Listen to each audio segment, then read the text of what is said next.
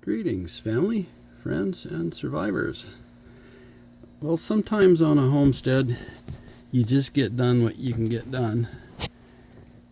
And I like to go forward. Of course, there's days when we all go backwards, but there's great life lessons in that. So I did a little sanitizing in here. And I've got the cabling out of the inverter. I'm tied into these bus bars now and hid them, so this is all, they were laying up on top of this for a while. So it's gone through the shunt for the trimetric. I may even get rid of that and use the shunt that's in the Magnum inverter. Still use the trimetric, just use the other shunt. They're the same, only this one's pre-wired over here. Not sure yet. I have all this to sanitize still, but now it's going to be easy where I can take my hots and my negatives, my positives and negatives, right to these buses and get rid of this, all this stuff. The only thing that'll be going down there after that will be just the battery temperature monitors. And I think I'll just go ahead and get some more of this conduit, and it won't take very much to just put it all in conduit. I'm not going to put the battery cabling in conduit. It's welding cable, and it's abrasion resistance. It's good stuff. I remember we had a 4/0 cable that we dragged from one end of the mill to the other, 300 feet long. And when you're air arcing at 400 plus amps, you need a big cable. I have dragged more of that stuff upstairs, downstairs, everywhere to weld. And that cable that I was using was over 20 years old, and it didn't have any tape on it yet. It's just, welding lead is tough stuff. So that's what I'm going to be replacing this with. What I did, because I couldn't afford at the time we put the system in, I couldn't afford the right cabling, so I found a jumper cables on eBay, 12 feet long, that were number 4 wire. So that's what I put it in with, $6.95 shipped. Can't buy it for that. But now that I have a little extra cash, I went ahead and got some number 4 X-Lean multi-strand welding cable. And so I think I'll put that small number 4 welding cable will fit in a 1/2-inch plastic flex. And so I'll just sanitize all that up. There won't be any need for this small negative bus bar anymore. So that's looking better, feel better about it.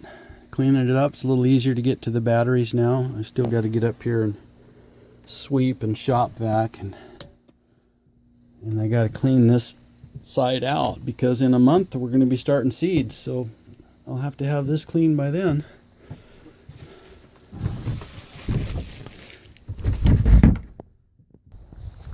So I did one other little project, probably an hour and a half today total.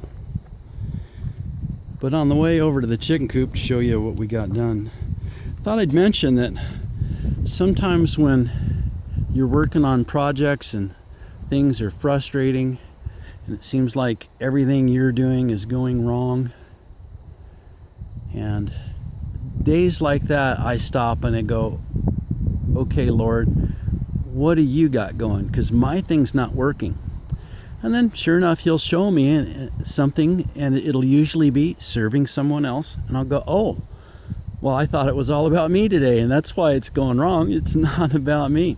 You want me to go over here and love on this person or help someone else or whatever. So things go easier. You don't get so frustrated when you stop, and heaven's perspective gives you heaven's directive. Just look up and ask. He's right there. Okay. That was free. So I got this little volt meter. I ordered it on Amazon, and since it took 6 weeks to get here, I'm assuming it came from China. But I paid $2.11 for it, and it's here. I don't know how they could ship that from China and get here with UPS and made any profit. I don't get that, but I would have bought American made, but you don't know when you buy it from Amazon. It doesn't always tell you the country of origin. I just bought the cheapest one I could find.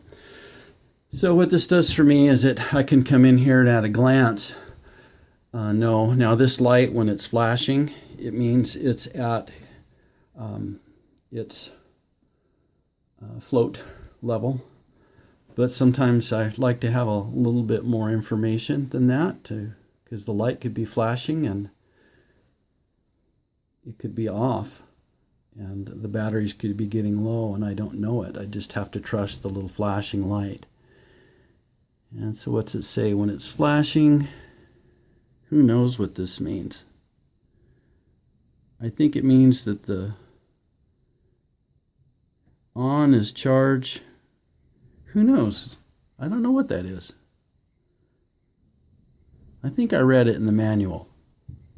It came with the Renogy panels. I think flashing is in float. But that voltage right there tells me it's in absorb mode. So that's why I wanted to check, because I know its float voltage isn't 14. So now I don't have to run and get the meter, once a week and see what's really going on up here. You just look at the little digital display and it tells the whole story right there. All right, folks. I think it's time for a cup of tea. Have a blessed day.